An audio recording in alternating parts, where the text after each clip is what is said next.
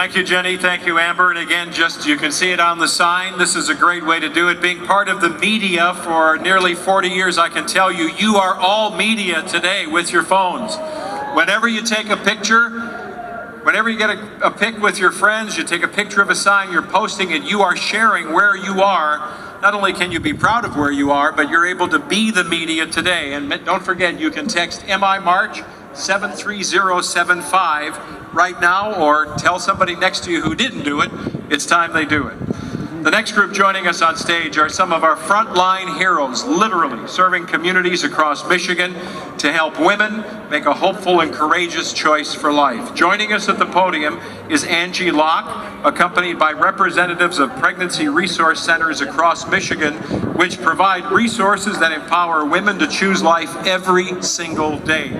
Angi has dedicated 25 years to nursing, driven by a deep passion for caring and advocacy. For the past 3 years, she has had the honor of serving with PRC Grand Rapids. And following Angi, we'll hear from a beautiful testimony from pro-life advocate Emery Elenbaas. Emery found herself pregnant at a young age, and she chose life. Turning to her local pregnancy resource center, she found the support and the courage to choose life for her now 7-year-old daughter.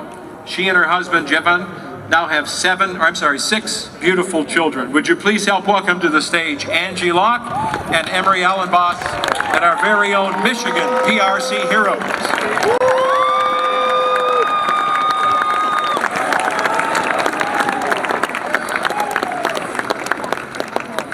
My name is Angi Lok, and I have the joy of working as a registered nurse at PRC Grand Rapids for the last 3.5 years. And I have the privilege today to speak to you about what I do at PRC and why I love doing it. Being pro-life, I believe that all human life is loved, valued, and has worth. For me, that meant focusing only on the unborn baby and looking past the mother. Working at PRC, the Lord has changed my focus to where the battle truly lies, and that is for the woman. We cannot believe these things are true about the baby and not the mother. She is the key.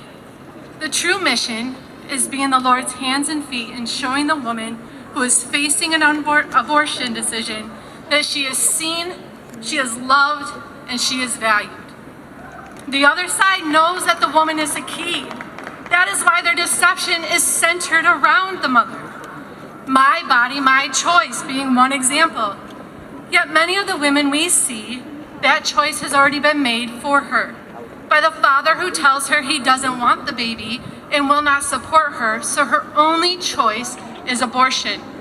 By the parents who are ashamed and say they will not support, friends that say it's your body, your right, so it's, again, abortion is the only choice.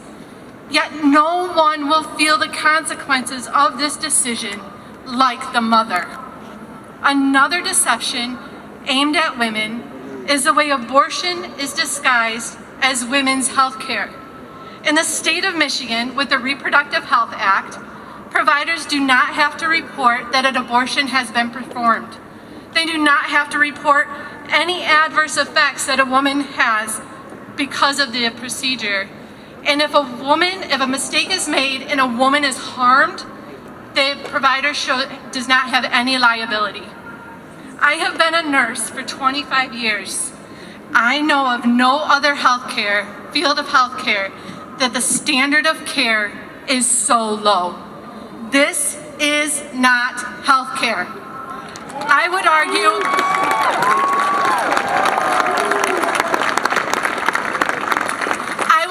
this is not even care. They say PRCs like ours are not medical and that we're fake clinics. At PRC Grand Rapids, all of our nurses are experienced registered nurses who give medically accurate information without judgment. We walk through abortion procedures, what each procedure entails, and the side effects that can occur in each. The FDA mandated that every woman considering abortion to have an ultrasound to proceed safely. This is to rule out an ectopic pregnancy, which could be dangerous for a woman if she were to proceed with an abortion and to ensure her safety. This mandate is no longer required.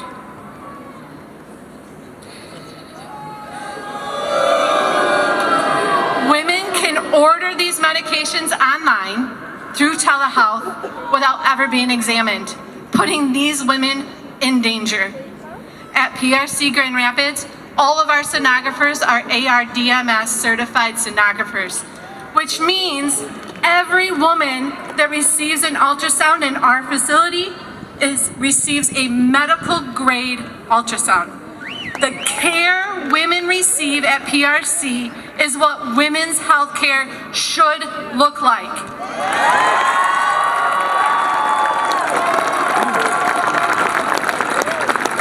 In a society that says there's only one choice, the baby is not a life.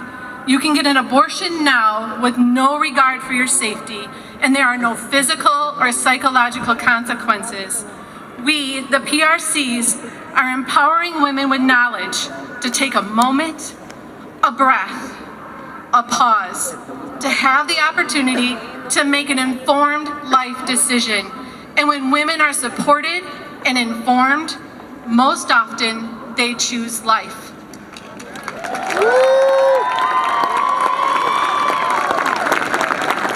This job that I have been placed in, this mission I have been called to, will forever change me in the way I view this pro-life battle. I get the opportunity every day to show these women that they are seen, that they are loved, and they are valued by their Creator, because we cannot truly help the baby unless we first see, love, and care for the woman.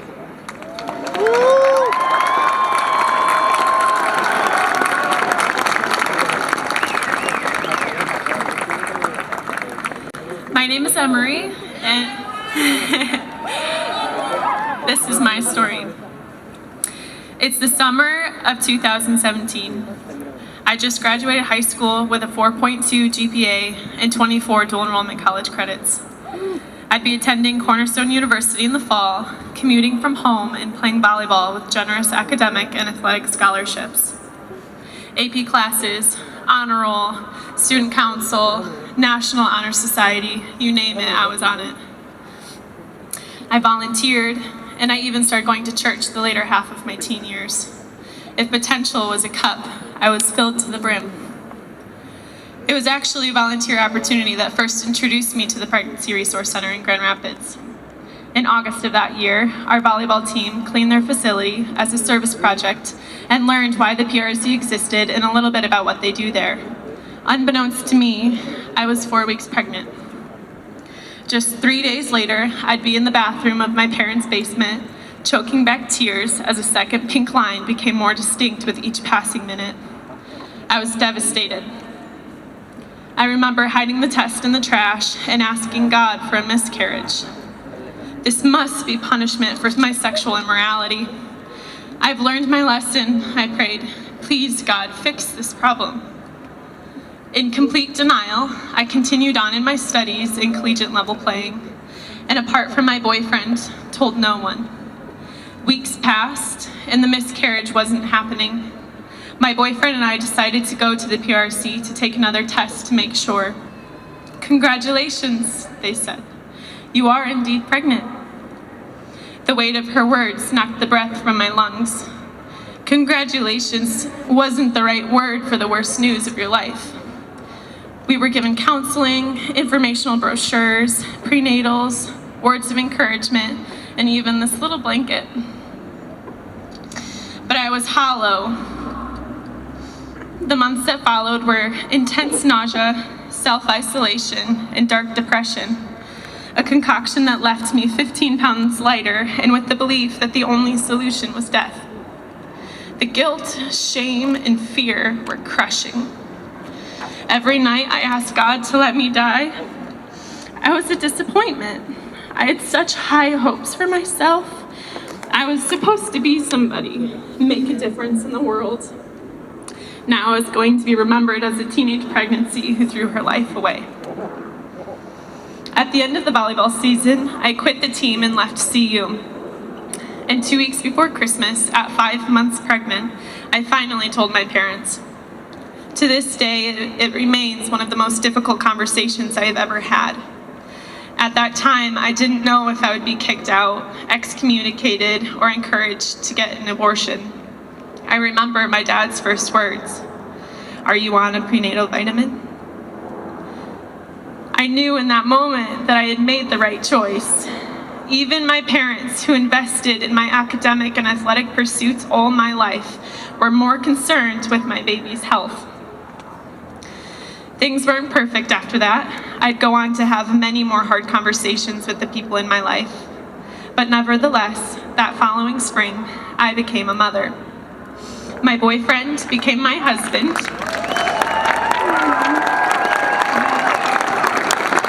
My experience led to incredible, divinely orchestrated friendships, including my volleyball coach's wife, Rachel, becoming one of my closest friends.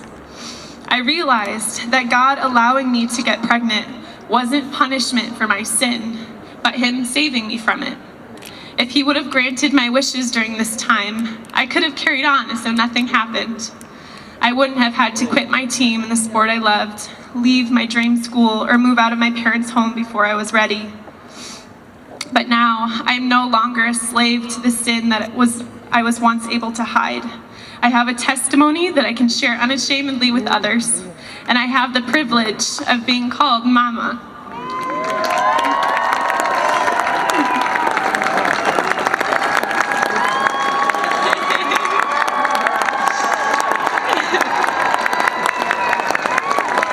I'm so grateful for the support system that valued my daughter's life more than any degree or accolade the world could offer me. And I want to encourage you, if you ever find yourself in my position, but without a network of support, the Pregnancy Resource Center can step in that gap. I know it sounds cliche, but there are masses of people just waiting to help you. I am firsthand witness and recipient of the grace and generosity awaiting the other side of surrender. And if you're here today wanting to support the unborn and their mothers, start with your circle of influence. Does your daughter know that it's better news to hear that she's unexpectedly pregnant than terminally ill? I didn't. Make sure that people close to you know the value you hold for the unborn, planned or not. Life is precious, and it's why we march. Thank you.